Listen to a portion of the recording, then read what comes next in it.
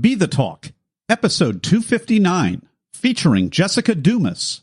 Welcome to Be the Talk. We go behind the talk 7 days a week for tips and techniques to help you change the world. I'm Nathan Eckel, and a talker myself, I'm interviewing others who change the world with their talk. You can too, even if you've never given a talk before. Let's get started with today's show.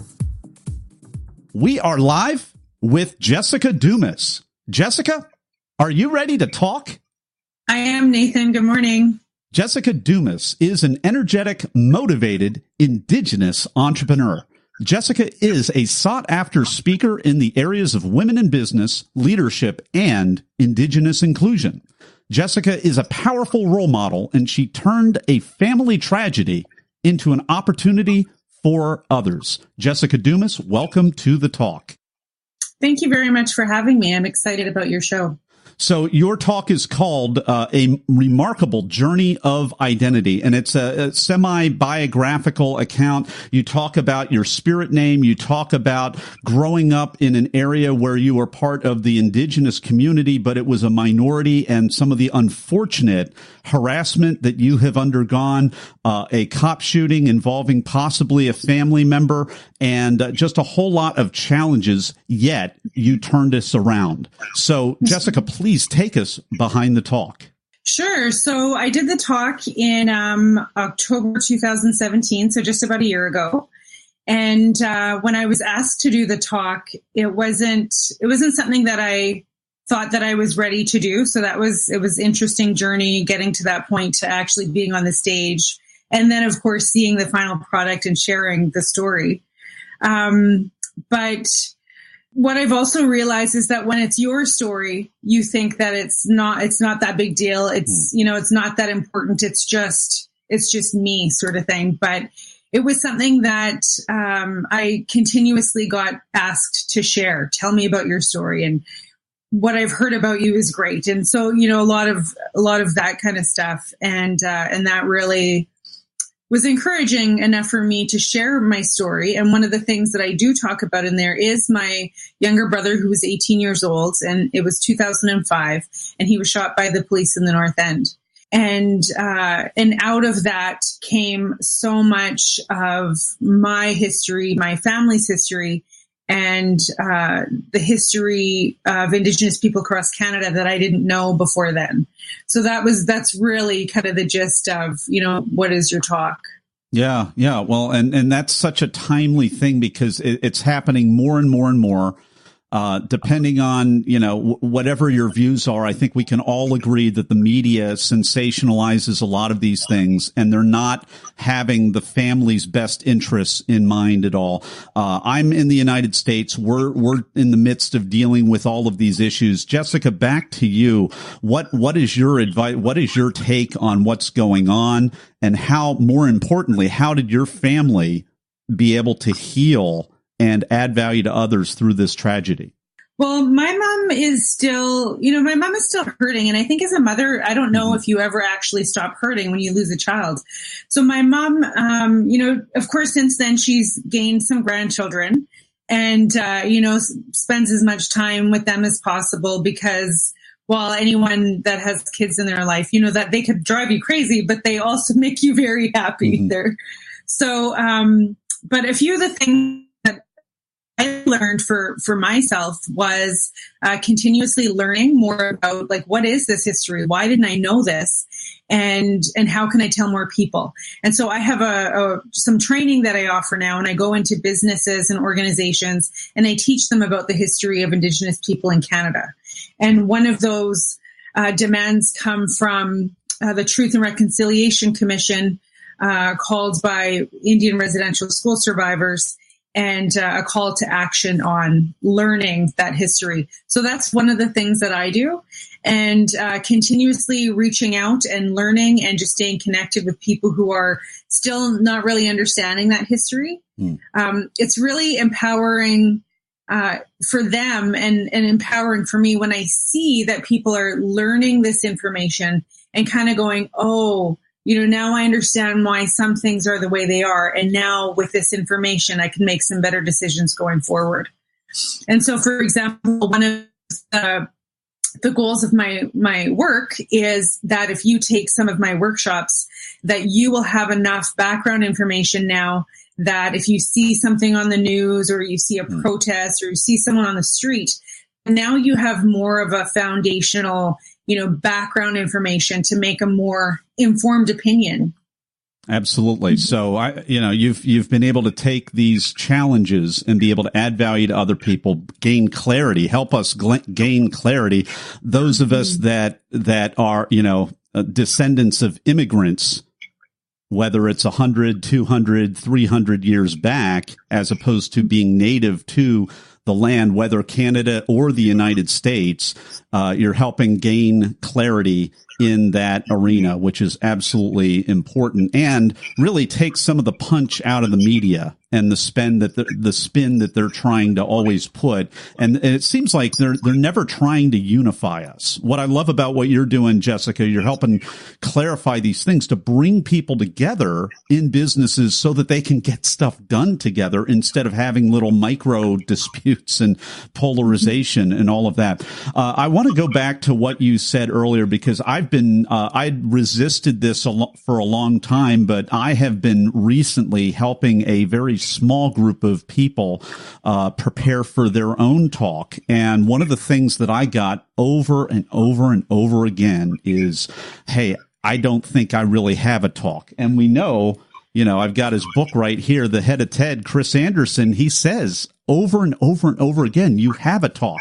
And you might not have had a tragedy or something, more dramatic like that. You might just have an ordinary experience with a personal twist that appeals to everybody. How do you counsel other people, Jessica, that say, oh, I don't have a talk, or I don't have anything worthwhile to say, or even in your own mind, you had this thing happen, but you couldn't think of a way for a while to be able to articulate that in a way that would help other people? What helped you overcome that, and what do you say to others? Well, I started my entrepreneurship life as a life coach, and that entire journey has been really trying to identify what is my purpose, and then once you have some idea of what you think that purpose is. What I found for myself is I really had to start to believe in the value that I'm valuable enough, and that I have enough inside of me to live that purpose. And that purpose is meant, specifically for me. And so that's one of the things that I help in coaching. So everyone has experiences. And I remember when I was a teenager, and I would think that I'm not unique in any way. Which is hilarious, because I think in high school, we want to fit in. We don't want to stand out, but yet we're meant to stand out. And so it's just helping people recognize that is our value. At any way you're different, that is your value. And your experiences, the way that we experience things, respond to things, everything is completely unique to us.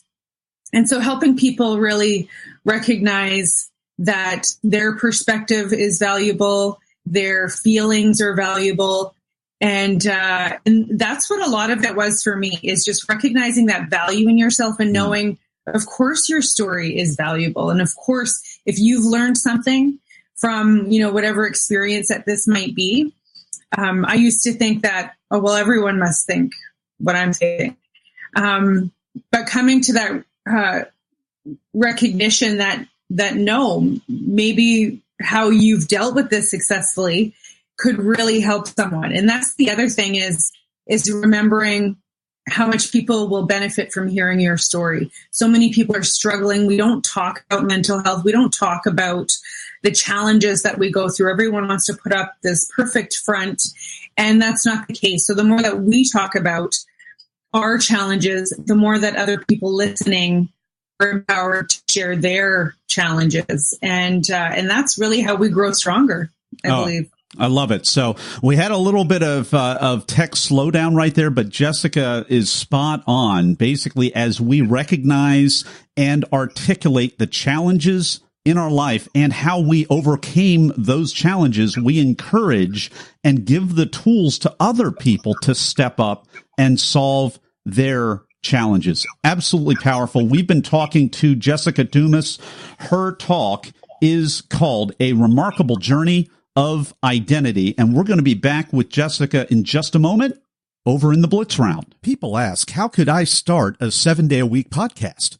It's because of what I've learned from my mentors. Some of the best mentors in history aren't around anymore. They've left hours of one-on-one mentoring behind in their books. Each month at Classics on Tap, I record a new chapter from a classic business book to help you make a difference. Download your first chapter at classicsontap.com. And we're back with Jessica Dumas. It is time for the Blitz Round. Her talk is called A Remarkable Journey of Identity. And I'm about to ask Jessica a series of either-or questions related to the preparation and the performance of her talk. Jessica, are you ready? I'm ready. You're ready. All right. First talk question. Were you invited to speak or did you apply? I was invited to speak. Are you a memorizer, an improviser, or a blender? What is that exactly? Well, you know what? Okay, no, I do know the memorizer and an improviser. One thing that I've learned speaking is if you mess up, the audience doesn't know, so you just keep going. Sounds like an improviser. Yeah. I love it. Well, hey, so you walk out on stage, Jessica, and this is TEDx Exchange District. So what city is that in, just to be more specific? Winnipeg. Okay. Yeah. All right. So you walk out on stage. Did you have nerves? Were you in the zone or neither or both? I was very nervous. And I couldn't see anyone. I knew there were people out there, but there was so much light. I couldn't see anyone, and I was very nervous. Mm-hmm. And one of the reasons may have been because it was TED, but I think another reason was also because my mom was in the audience for the first time listening to me talk. And so I was very nervous. Oh, for sure. And the funny thing, when I talk to people, some of us that have done a lot of performing before, we know that the lights are there. And then if you haven't, you don't think about the lights necessarily. And if we don't expect the lights and then the lights kind of freak us out. If we do expect the lights, in my case, I walk out on stage and I could see the people because there was so much ambient light. So it usually throws you either way, folks. Yeah. Jessica, you had your mother in the audience, you were kind of releasing this story, this tragedy, and what you did with it kind of for the first time in this kind of a setting. What was a tip, tool, or technique that helped you prepare? What was a tip, tool, or technique? One of the techniques that I learned or practice was really just to trust that I know my own story. Because if you're going out to speak on an issue, well, of course, you shouldn't be speaking on an issue that you don't know about. But sometimes you're challenged to do something that you're not completely familiar with, and you totally get mixed up. But once you realize when you're talking about your own story, you're doing your own work, and you trust that you know your stuff, so just giving yourself that credit, then it releases some of that nerve. So, for example, there was a little part where I wanted to say one part of the story before I said another part of the story. But once I got to the first statement, I recognized, I didn't say the other part. So I just sort of went back, and of course nobody knows that, but because I know my story, it just flew out. So it was good. So what was this is the cut for time question. What was the most painful part of your talk that you had to cut out? The most painful part. Well, that could make me cry. I think it was I didn't really get to talk a lot about my relationship with my brother. And I think that for that, or the reason I didn't was because it was such a short time that I feel like, I wanted more of that relationship, and how do you talk about something when you don't really understand it? So sure. And that may have been a very wise move, just because that direction, like you just said, you don't have a whole lot of time to connect with people or them to you. And keeping it more focused on how they can learn and change for the better based on the thing that you endured is a great way to unify the room and not have to open up some of those other pieces that are maybe more private or reserved for other people that want to go deeper or whatever it might be. So, were you an opener? Were you a closer, or were you in between? I was kind of in the middle. Any advice? I was a little closer to the end, but okay. Yeah, there was advice for other people in between. Pardon me? Any advice for other people who are in between? Oh, sit at the front of the stage and watch them. That was really cool. I loved being on the side of the stage, watching the other speakers and, starting to just picture yourself there so that you're calming your nerves a little bit. But that was probably one of the most fascinating parts, was just sitting on the side of the stage knowing, oh my goodness, I'm going to be there in a second. Like, this is big. It was really exciting. Well, we've been talking to Jessica Dumas. Her talk is called A Remarkable Journey of Identity. And you can find out more about Jessica Dumas at her website, jessicadumas.com, DUMAS, jessicadumas.com, and find out about her workshops, find out about everything that she is doing.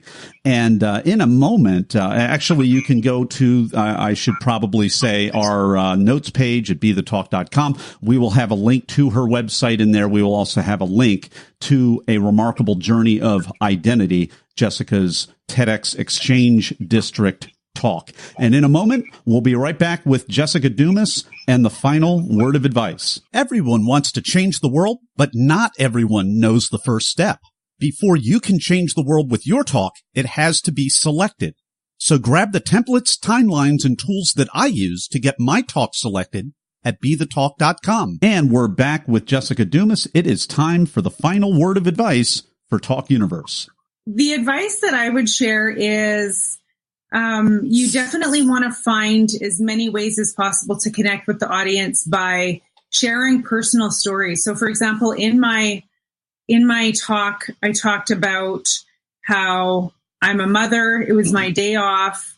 I put the kids to bed, kind of use words to describe the setting to set things up, and but not to be afraid of personal stories, because that's where the authenticity comes out, and that's how people connect to you, right? Is just being open about who you are, what you're thinking, what you're feeling, and that allows others to realize, okay, they're just like me.